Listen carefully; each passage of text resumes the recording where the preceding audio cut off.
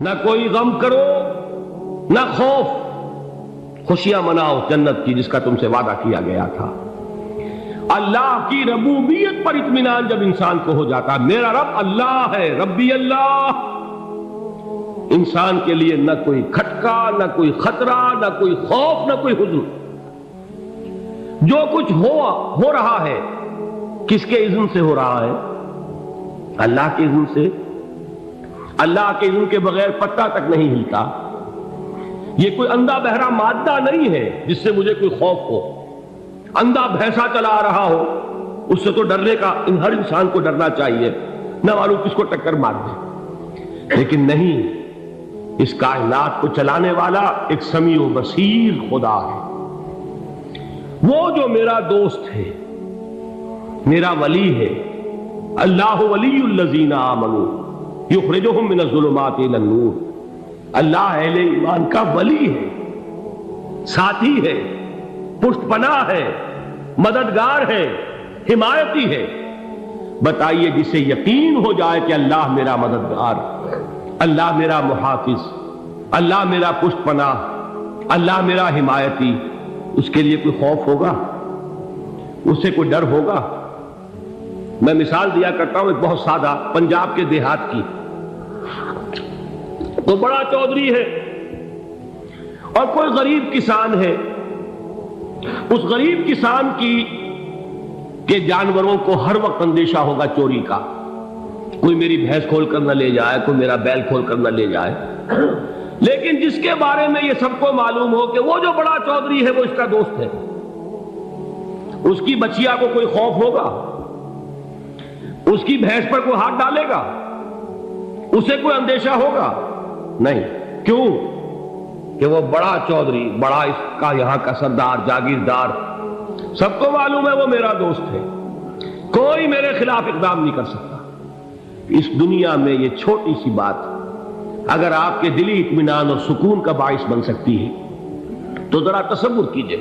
میں لفظ تصور استعمال کروں گا صرف اس لیے کہ اس کا ہم جس کو کہتے ہیں ادراک اور شعور کر نہیں سکتے، اگر کے ساتھ کر سکتے۔ اگر یقین ہو کہ اللہ میرا مددگار اور یقین ہو کہ اللہ ہر آن میرے ساتھ ہے، پھر کوئی خوف؟ کس کا خوف؟ کوئی شے اللہ سے بالاتر ہے؟ کوئی قوت اس سے زیادہ طاقتور ہے؟ کوئی اس کے ارادے کو بدلنے والا ہے؟ کوئی اس کی مشیت کے آڑے آنے والا ہے؟ یہی بات ہے جو حضور نے فرمائی۔ یہ ایمان کا حاصل ہے لب لباب،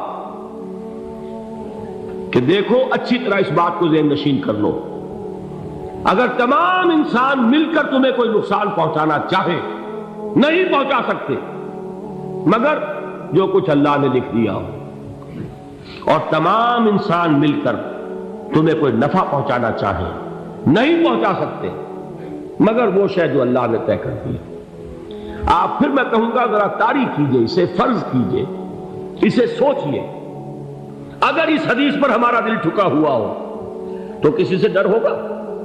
یہ مجھے نقصان نہ پہنچا دے، یہ میری رپورٹ خراب نہ کر دے، یہ میری انکریمنٹ نہ رکوا دے، یہ میرا یہ نہ بگاڑ دے، یہ میرے یہ نقصان نہ پہنچا دے۔ اس کا ڈر، اس کا ڈر، اس کا خوف، اس کی خوشامد، اس کے لیے جا کر طرح طرح سے اپنی عزت نفس کو ذلیل کروانا اس کے سامنے، یہ سب کچھ کیوں کرتا ہے انسان؟ جب سمجھتا ہے کہ اس کے ہاتھ میں میرا کوئی نفع ہے، اس کے ہاتھ میں میرے لیے کوئی ضرر ہے، یہ مجھے کوئی غضب پہنچا سکتا ہے، یہ مجھے کوئی نقصان پہنچا سکتا ہے، یہ میرا کوئی کام بنا سکتا ہے، یہ میری کوئی ضرورت پوری کر سکتا ہے، اسی کا نام شرک ہے۔ جہاں آپ نے یہ سمجھا کہ غیر اللہ کے اندر کوئی طاقت موجود ہے، وہی شرک ہے۔ بتوں سے تجھ کو امیدیں، خدا سے نومیدی، مجھے بتا تو صحیح اور کافری کیا ہے؟ شرک تو یہ ہے۔ جس پر بھی تمہیں یہ خیال ہے، کلمہ ہے یہ کلمہ سوم، لا حول ولا قوت الا باللہ، ذرا اس پر دل کو کبھی اگر آپ تصور کریں، پھر فرض کریں، دل ٹھک جائے اس پر، کوئی طاقت نہیں۔ یہی بات تھی جو شیخ عبد القادر جیلانی رحمۃ اللہ علیہ نے اپنی وصیت میں اپنے بچے سے کہی۔ 11ویں دینے والے ہیں، لیکن حضرت شیخ عبد القادر جیلانی کی وصیت اور تعلیمات کو کتنے لوگ ہیں تم جانتے ہو؟ یہ جن مقامات تک پہنچے ہیں وہ کس چیز کی بدولت پہنچے؟ انہوں نے جو پیغام دیا وہ کیا تھا؟ اے میرے بچے، جس طریقے سے قرآن مجید میں حضرت لقمان کی نصیحتیں جو ہے نقل کر دی گئی ہیں، میں یہ عرض کروں گا بالفرض اگر قرآن حضرت عبد القادر جیلانی کے بعد نازل ہوا ہوتا تو شیخ عبد القادر کی یہ نصیحتیں بھی قرآن میں درج ہوتی۔ اتنی اونچی نصیحتیں ہیں۔ اے میرے بچے، اس حقیقت کو ذہن نشین کر لے، لا فاعل فی الحقیقت ولا مؤثر الا اللہ۔ اس کائنات میں نہ کوئی فاعل حقیقی ہے نہ مؤثر حقیقی ہے سوائے اللہ۔ کسی شے میں کوئی تاثیر نہیں اگر اللہ نہ چاہے۔ آگ جلا نہیں سکتی اگر اللہ نہ چاہے، پانی ڈبو نہیں سکتا اگر اللہ نہ چاہے، زہر ہلاک نہیں کر سکتا اگر اللہ نہ چاہے، کوئی چیز فائدہ نہیں پہنچا سکتی اگر اللہ نہ چاہے۔ تو در در پہ کیوں سر جھکاتے ہو؟ در در پر کیوں جبیں سائی کرتے ہو؟ سب کے سامنے کیوں ہاتھ پھیلاتے ہو؟ ایک اللہ سے مانگو، ایک اللہ کے سامنے زمین پر اپنی جبین رکھو۔ لا فاعل فی الحقیقت ولا مؤثر الا اللہ۔ نظر آتا ہے ہمیں کہ پانی پیاس بجھا دیتا ہے، پیاس بجھانے کی صلاحیت پانی میں نہیں ہے، اللہ کے اذن سے۔ کھانا بھوک مٹا دیتا ہے، بھوک مٹانے کی صلاحیت کھانے میں نہیں ہے، اذن رب میں۔ دیکھیے یہی یقین تھا حضرت موسیٰ علیہ السلام کا واقعہ یاد کیجئے۔ سامنے سمندر آ گیا ہے، قوم دیکھتی ہے پیچھے کہ گرد و غبار کا طوفان، معلوم ہوا کہ فرعون اپنے لشکر سمیت آ گیا۔ لشکر جب چلتا تھا تیز رفتاری کے ساتھ تو گرد و غبار کا جو طوفان اٹھتا تھا اس کا تصور کیجیے، اور لمحہ بلمحہ وہ قریب آ رہا ہے۔ پوری قوم نے کیا کہا؟ اے موسیٰ انا لمدرکون، اے موسیٰ ہم کو پکڑے گئے۔ قرآن مجید نے تو یہاں وہ باتیں نہیں لکھی ہیں، لیکن تورات میں یہ درج ہے کہ بنی اسرائیل جھگڑنے لگے، دست و گریبان ہو گئے موسیٰ کے ساتھ۔ موسیٰ ہمیں یہاں مروایا لا کر، اس سے تو ہم ہی بہتر تھے، وہاں کھانے کو ملتا تھا، زندگی تو تھی، بیگار ہم کر رہے تھے، موت تو نہیں تھی۔ اب جو کچھ ہوگا اس کا تصور کرو، جس طریقے سے ہمارے ٹکڑے اڑائے جائیں گے۔ تو لڑ رہے ہیں حضرت موسیٰ علیہ السلام سے، یہ تورات کی تفصیل ہے۔ قرآن میں صرف اتنا آیا ہے، پریشان ہو کر انہوں نے کہا انا لمدرکون، موسیٰ ہم کو پکڑے گئے۔ اس وقت موسیٰ کا جواب کیا ہے؟ کلا ان معی ربی سیہدین، نہیں، میرے ساتھ میرا رب ہے، وہ راستہ دے گا۔ بتائیے کہاں راستہ نظر آ رہا ہے؟ یہ ہے ایمان بالغیب۔ راستہ نظر نہ آئے تب اللہ پر یقین ایمان ہے۔ جیب میں پیسے ہوں اور تب دل کو اطمینان ہے تو ایمان کس پر ہوا؟ پیسے پر، اللہ پر نہیں۔ جب وسائل و ذرائع نہ ہو اور پھر یقین ہو کہ اللہ مسبب الاسباب ہے، وہ اسباب کا پابند نہیں ہے، وہ اسباب کا محتاج نہیں ہے، اسباب اس کے محتاج ہے۔ اگر یہ یقین ہے تو اللہ پر ایمان ہے، یہ نہیں ہے تو تمہارا ایمان اسباب پر ہے، وسائل پر ہے، ذرائع پر ہے، مادیات پر ہے، اللہ پر نہیں۔ اس وقت کہاں راستہ تھا؟ کوئی راستہ تھا؟ سمندر ہے اور ادھر سے لشکر آ گیا ہے۔ کلا ان معی ربی سیہدین۔ اب دیکھیے ایمان کہہ دینا آسان ہے، ہوا معکم اینما کنتم، جہاں کہیں بھی تم ہوتے ہو اللہ تمہارے ساتھ ہوتا ہے، لیکن اس کا یقین قائم ہو جائے تو زمین و آسمان کا فرق واقع ہو جائے۔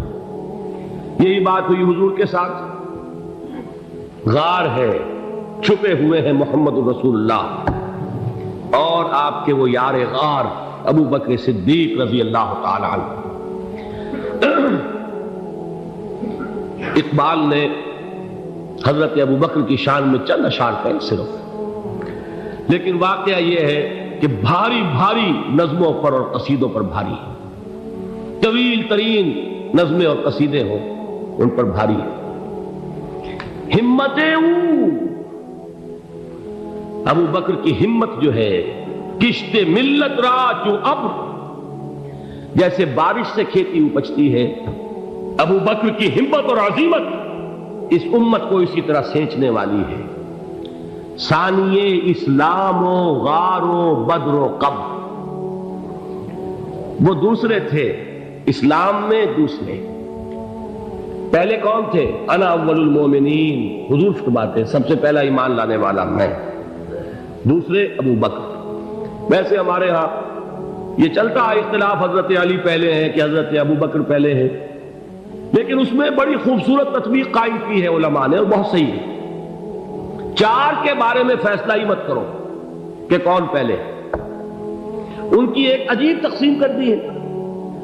آزاد مردوں میں، بالغ مردوں میں سب سے پہلے ابو بکر، بچوں میں سب سے پہلے علی، خواتین میں سب سے پہلے خدیجہ، اور غلاموں میں سب سے پہلے زید بن حارثہ۔ بڑی پیاری تقسیم ہے، یہ چاروں ہی پہلے ہیں، ہر ایک کے لیے اولیت ہے۔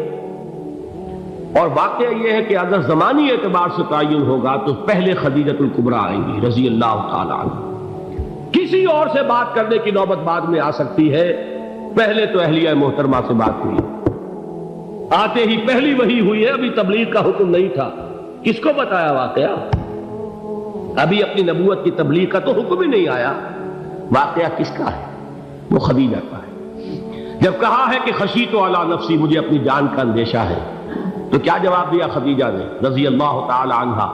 وہ صدیقۃ الکبریٰ ہے۔ صدیقات جو ہے خواتین، ان میں چوٹی پر خدیجۃ الکبریٰ ہے رضی اللہ تعالی عنہا، اور صدیق جو مرد ہیں ان میں صدیق اکبر ہے ابو بکر صدیق رضی اللہ تعالی عنہ، لیکن صدیقات میں چوٹی پر۔ جب حضور نے فرمایا خشیت علی نفسی، کیا فرمایا؟ کیا عرض کیا؟ کیسے تسلی دی؟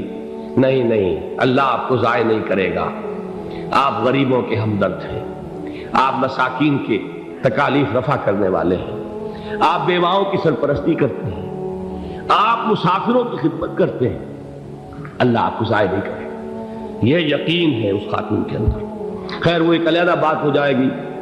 میرے دل پر حضرت خدیجہ رضی اللہ تعالی عنہ کی شخصیت کا بڑا گہرا نقش ہے، جو وہ کوئی اور ہی وقت اور موقع ہوا تو بیان ہوگا۔ بہرحال اقبال نے ایک مصرے میں جو چار اولیتیں جمع کر دی ہیں، ہمت او کشت امت را چو ابر، ثانی اسلام و غار و بدر و قبر۔ اسلام میں حضور کے بعد پہلے کون؟ ابو بکر۔ غار میں حضور کے ساتھ کون؟ ابو بکر۔ بدر کی رات اللہ کا رسول سر بسجود، وہ گھاس پھوس کی جو جھوپڑی بنائی گئی تھی، اور وہاں تلوار ننگی لے کر پہرا دینے والا کون؟ ابو بکر۔ اور اس حجرہ عائشہ میں محمد کے بعد سب سے پہلے دفن ہونے والا کون؟ ابو بکر رضی اللہ تعالی عنہ صلی اللہ علیہ وسلم۔ وہ جو معاملہ میں سنا رہا تھا غار ثور کا، حضرت ابو بکر بھی حضور کے خیال سے لرز گئے ہیں۔ آپ کو یاد ہوگا کہ جا کر پہلے تمام جتنے سوراخ تھے انہیں بند کیا، ایک سوراخ رہ گیا تھا جس کو بند کرنے کے لیے کوئی کپڑا نہیں تھا، وہاں اپنی ایڑی رکھی ہے، تب کہا ہے حضور سے تشریف لائیے، اور اپنے زانو پر حضور کو لٹایا ہے، اور وہاں کسی موذی جانور نے کاٹا ہے، حضور کی آنکھ لگ گئی تھی، اس وقت اس بل کے اندر جو بھی بچھو ہے کیا ہے واللہ عالم، اس نے کاٹا ہے، اس کی تکلیف کی وجہ سے ابو بکر کی آنکھوں سے آنسو ٹپک گئے، حضور کے چہرے مبارک پر پڑے ہیں، تو حضور جاگے ہیں، معاملہ کیا ہے؟ ایڑی نہیں ہٹائی وہاں سے، مبادا وہ جانور وہاں سے نکل کر محمد الرسول اللہ کو کوئی گزن پہنچا دے، ابو بکر کی ایڑی ہے، جس طرح چاہے کھا لے، ختم کر دے، جان نکل جائے تب کوئی آنچ آئے، محمد پر تو آئے، لیکن جیتے جی نہیں۔ وہ ہے ابو بکر حضور کے خیال سے۔ اس وقت حضور نے پھر اپنا لعاب دہن لگایا ہے، اور اس سے پھر آپ کی تکلیف ختم ہوئی۔ جیسے خیبر میں حضرت علی کی آنکھ دکھ رہی تھی، اس کو جو شفا حاصل ہوئی ہے وہ بھی حضور کے لعاب دہن سے ہوئی۔ تو بہرحال اس وقت انہوں نے کہا ہے کہ اے نبی یا رسول اللہ، اگر اس وقت ان میں سے کسی نے غیر ارادی طور پر بھی اپنے قدموں کی طرف جھانک لیا تو پکڑے جائیں، کیا جواب تھا اللہ کے رسول کا؟ لا تحزن ان اللہ معنا، اللہ ہمارے ساتھ ہے، کیوں گھبراتے ہو ابو بکر؟ یہ ہے ایمان باللہ، میرا مالک اللہ